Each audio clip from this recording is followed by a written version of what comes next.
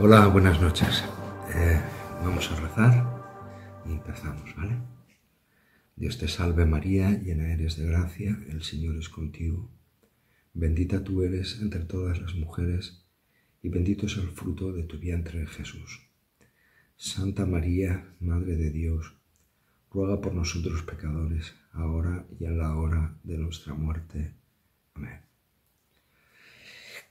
Vamos a irnos, si os parece, al primer libro de los Reyes, donde cuenta cómo, en la medida de lo posible, el rey David fue absolutamente fiel a Dios, y Dios lo amó, y él amó a Dios.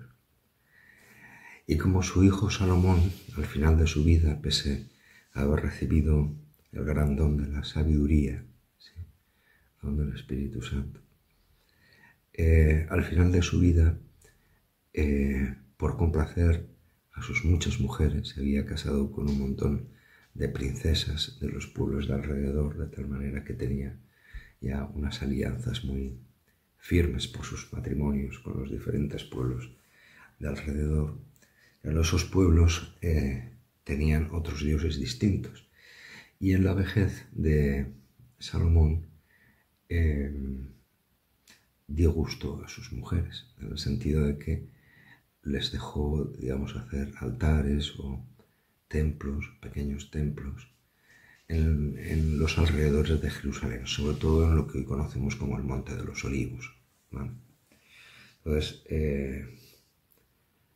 Salomón se fue tras de Astarte, digamos, era la diosa de los sidonios, de los fenicios, también de Micón, el monstruo abominable de los amonitas, también de Quemos, otro dios, monstruo abominable de Moab, y en el monte que está enfrente de Jerusalén, Monte de los Olivos, a Micón, monstruo abominable de los amonitas. Algunos de estos dioses exigían la muerte del primogénito, ¿sí?, de tal manera que se sacrificaban bebés. No sé si esto suena de algo. Se sacrificaban bebés a Dios, digamos, para que Dios te protegiera, ¿sí?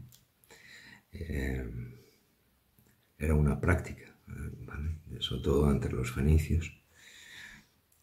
Cuentan que cuando cayó Cartago en manos de los romanos, pero ellos eran, por decir así, fenicios, cartagineses, estaban emparentados con los fenicios, eran los antiguos fenicios, comerciantes, amantes del dinero, ¿sí?, Aníbal y toda esta gente.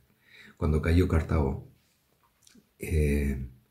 no paraban de asesinar los cartagineses a sus propios hijos, a sus dioses, un dios con forma de toro, ¿sí?, tenían forma de toro. De tal manera que, para que en esa batalla que estaban llevando a cabo con los romanos, no conquistaron la ciudad. Cuentan las crónicas que era incesante el degollar a los niños y quemar sus cadáveres, ¿vale?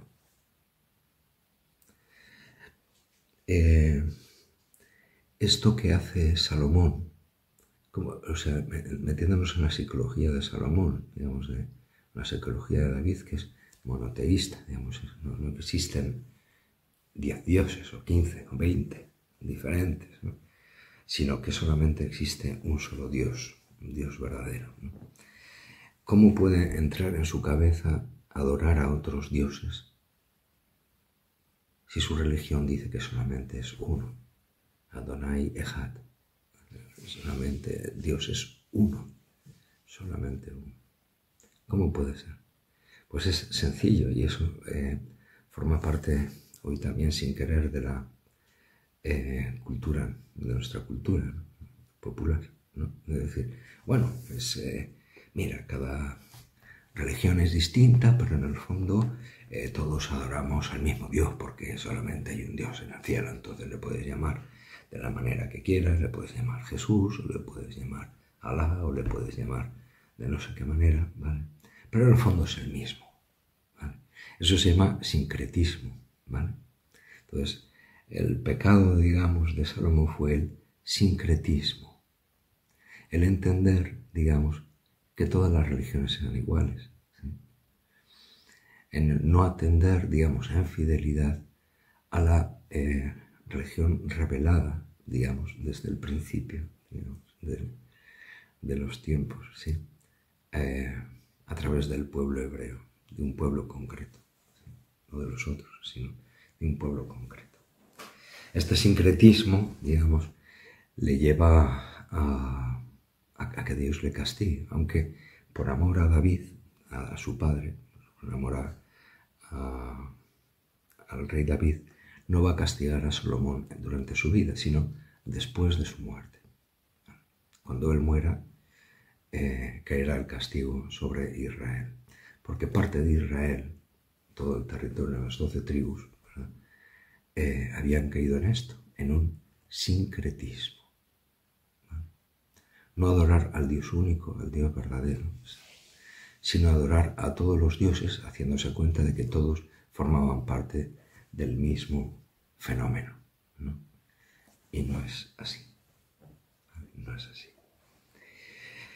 Bien, si uno lee el libro primero de los Reyes en cuanto a Salomón, la muerte de Salomón, después su hijo Roboam, todo es un despropósito, ¿sí? Quiero decir, es como si cuando en una empresa todo empieza a ir mal y al final la empresa se hunde, ¿sí? Es un despropósito, perdonar la alarma de las 12 de la noche.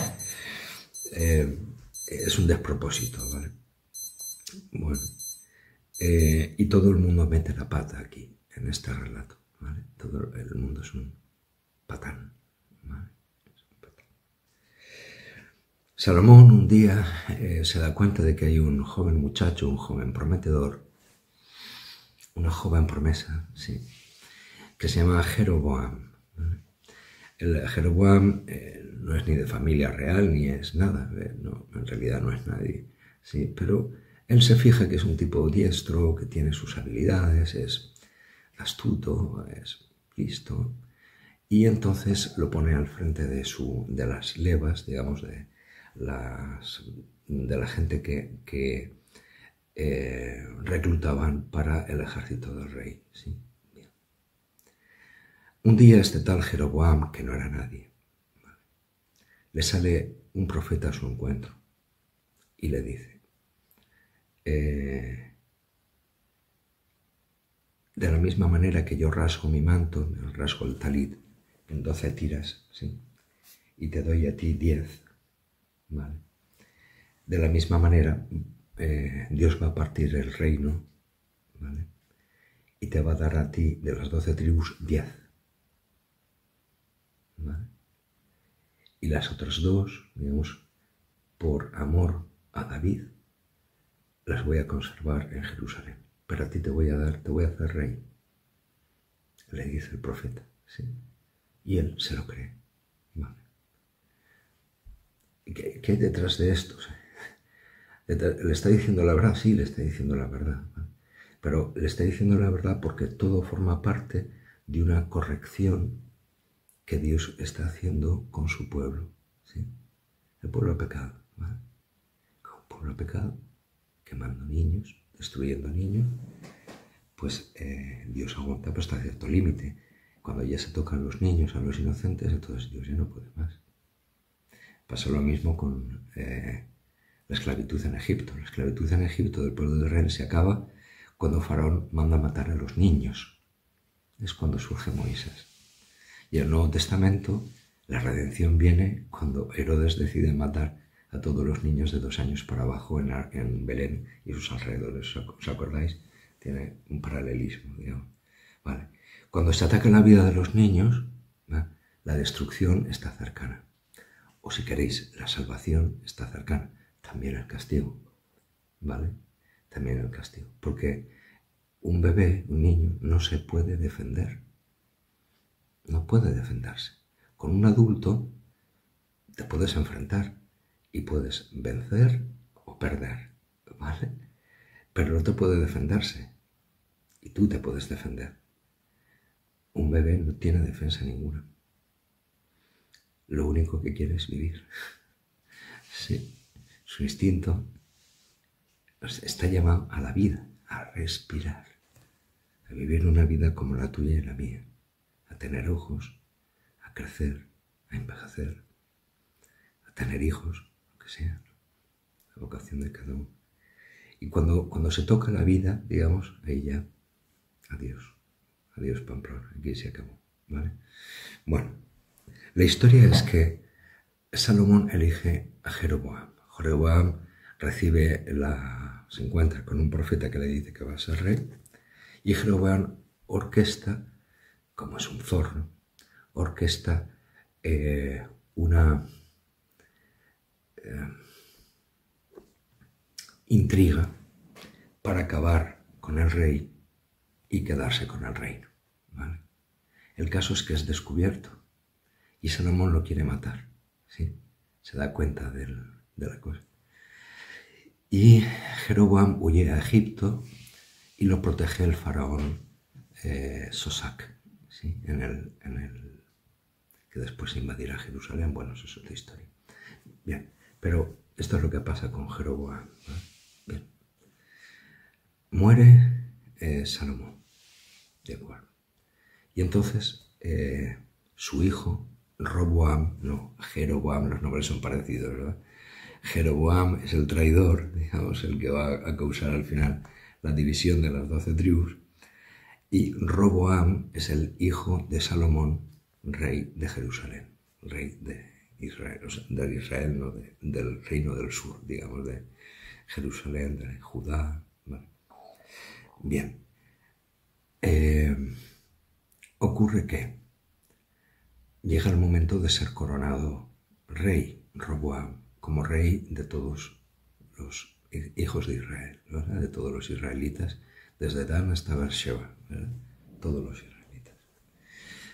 Y entonces pasa una cosa curiosa, ¿vale? Primero consulta a los ancianos. Y eso es de una gran sabiduría, ¿sí? Porque los ancianos, claro, hay ancianos que pueden ser necios también, ¿no? Pero muchos ancianos, ¿vale? Los ancianos de las tribus de Israel, sobre todo los sacerdotes, etc.,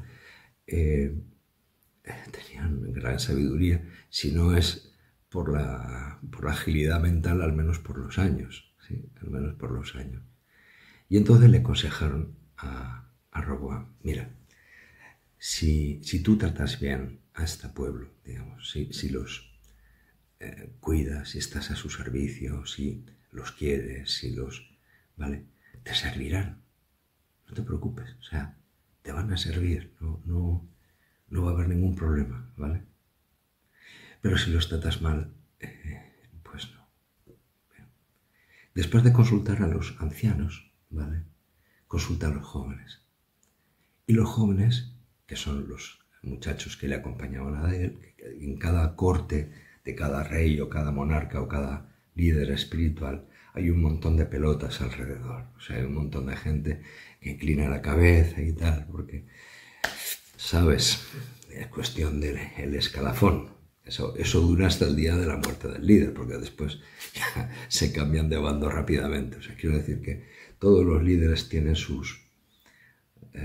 como Kim Jong-un, ¿verdad? Todo el mundo le aplaude, todo el mundo agacha la cabeza y tal, porque si no, se juegan el cuello. Entonces, esta es la cosa, ¿vale? El gran líder. Pregunta a los jóvenes, y los jóvenes le dicen, no. Con mano dura, amigo. Trátales con mano dura. Esta gente lo que necesita es disciplina. Que sepan quién es el rey. Y entonces, al final, Roboam se decide por el consejo de los jóvenes. Error. Ya os he dicho que era un despropósito el primer libro de los reyes, ¿vale? Que es ir de error en error, en error, en error. Dice, mi padre os azotó con látigos, yo os azotaré con escorpiones. O sea, él va a ser un tirano, no, lo siguiente, o sea, va a ser algo terrible. Entonces, llegados a este punto, quería poneros un pequeño montaje de personas, de cardenales, obispos, sacerdotes, ¿vale? Que son ancianos, presbiteroi, digamos, significa anciano, ¿sí?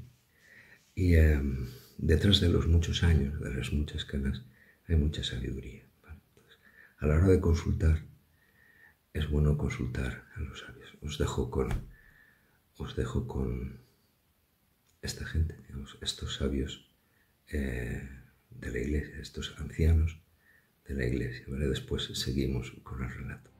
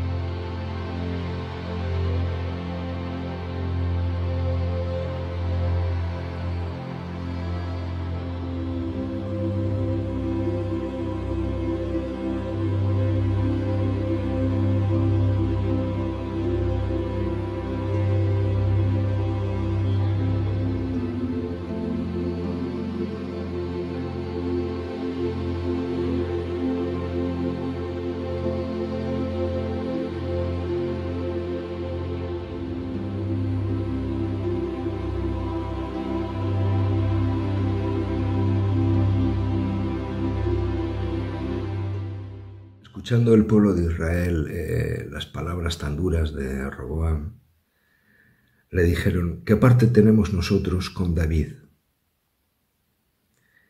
No tenemos herencia en el hijo de Jesé. A tus tiendas, Israel. Mira ahora por tu casa, David. E Israel, no Judá, estaba en Jerusalén, sino Israel, el resto de las 10 tribus, se fue a sus tiendas. Dejaron al rey, ¿vale? Dejaron al rey. Y desde entonces hubo hostilidad, digamos, entre el reino nuevo del norte y el reino del sur. Ocurría una cosa, y era que el rey del norte, Jeroboam, se dio cuenta de que muchos de los israelitas, bajo su reinado, seguían siendo fieles al Señor y en las fiestas del Señor. Y seguían, pese a que la mayoría eran idólatras y sincretistas, ¿verdad?, ecuménicos, ellos no, ellos iban a Jerusalén, ¿sí? Y cosas de la historia, ¿verdad? Se dejaban sus dineros, digamos, se dejaban los corderos, lo dejaban en Jerusalén, con lo cual él salía perdiendo y era un peligro para él también. Y entonces, ¿qué hace? Hace algo nuevo, en la modernidad, son los tiempos modernos. ¿Por qué seguir a ese Dios tradicional, con los cultos antiguos, yendo hasta Jerusalén, si eso no es cómodo? Ir a Jerusalén, mejor cada uno en su casa puede rezar, ¿no? ¿Cómo es esto? Uno puede rezar fumando o fumar rezando, o sea, es... ¿Vale? Entonces se dio cuenta de esto. ¿Y qué es lo que hizo? Una cosa interesante. Volvemos al sincretismo. Hace un sincretismo. Y coloca en Betel y en Dan, al norte de Israel, hace 2 becerros de oro, no uno, como había pasado en el Éxodo, ¿sí? Que el pueblo se rebela contra Dios y terminan haciendo un becerro de oro.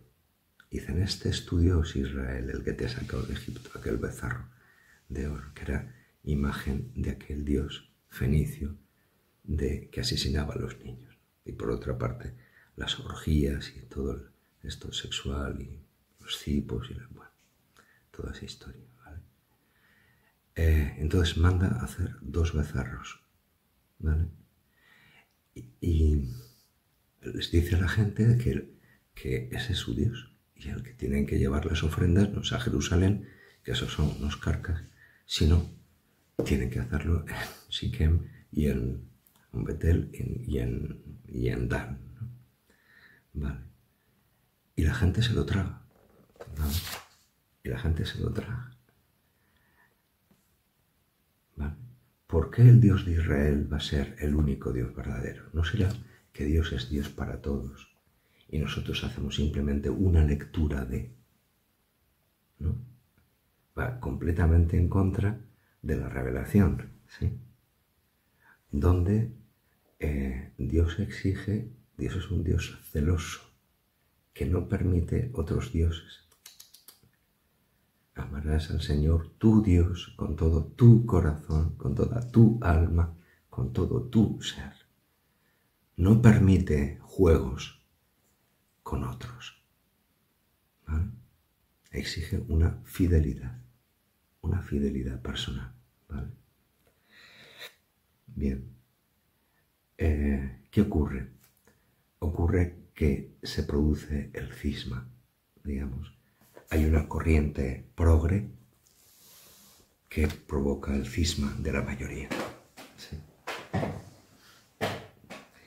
Ocurre lo mismo en tiempo de los macabeos, cuando la cultura de los griegos era la novedad, era lo más moderno, era un mundo distinto a esas antiguas y tradiciones carcas de los judíos de Jerusalén, ¿no? Donde, en la ciudad donde estaba, en teoría, el nombre del Señor. Y entonces hacen gimnasios, cosa abominable para los hebreos, digamos. Rehacen la carne del prepucio, digamos, por el asunto de la circuncisión, y se hacen pasar por gentiles, se cortan la barba, ¿sí? Era un elemento semítico, ¿no? de peregrinación por este mundo, sino más, ¿vale? Y viven al estilo griego, ¿vale? De tal manera que llega un momento en que quieren condenar las escrituras. No las quieren, ¿vale? Porque eso hace que el pueblo no se vuelva moderno, sino que siga antiguo. ¿Cómo antiguo? No puede ser. Y entonces se levantan los macabeos, los libros de los macabeos, se levantan contra esto, contra la tiranía de la cultura global, ¿vale? Se levantan contra la tiranía de la cultura global y dicen, no, solo existe un Dios y solo uno, ¿sí? Y nosotros queremos ser fieles a Dios, no a esas tradiciones humanas o a esa cultura imperante, ¿vale? Si las costumbres de los griegos son estas, las nuestras van a ser las de siempre, ¿vale? Vamos a ser fieles a la tradición de nuestros padres. Interesante, ¿vale? Interesante. Bien, como os digo, es un despropósito detrás de otro. Quiero decir, van cometiendo error tras error, ¿vale? Dios mismo destruye el altar en Betel, el altar que habían construido para hacer allí sacrificios y tal, al toro, ¿vale? Y la cosa no va a ir bien. Bueno, la historia es que al final toda esa progresía, digamos, se va a acabar porque llegará un momento en que, aunque Dios les mande profetas, les mandará Elías, los profetas del norte para ir avisando qué tal, qué cuál volver al Dios único, mirar qué tal, y no hacen caso, ni los reyes, ni la gente, no hace caso nadie, ¿vale? Al final llega la destrucción con los extranjeros. Vienen los extranjeros del norte, Sennacherib y los asirios, y los destruyen hasta el día de hoy, ¿vale? Los pocos que quedaran, o los que volvieron de Asiria y se casaron con mujeres asirias y mezclaron la sangre, digamos, de la raza con otra raza tal, es lo que llamaremos los samaritanos, ¿vale? Serán las tribus perdidas, digamos, La cuestión es a lo que voy es que el cisma, digamos, se produce por ese sincretismo religioso. ¿Sí? No porque a los hombres les parezca más aceptable o menos aceptable, es porque a Dios no le parece aceptable, para nada. No, no es aceptable. ¿Vale? Sí. Algún dice que la evangelización de América estuvo mal hecha. ¿Sí? Y sin que los misioneros españoles se dejaran la vida allí a cientos de miles en América. ¿Vale? Todavía irían en taparrabos comiéndose los unos a los otros. Todavía habría esclavitud, ¿vale?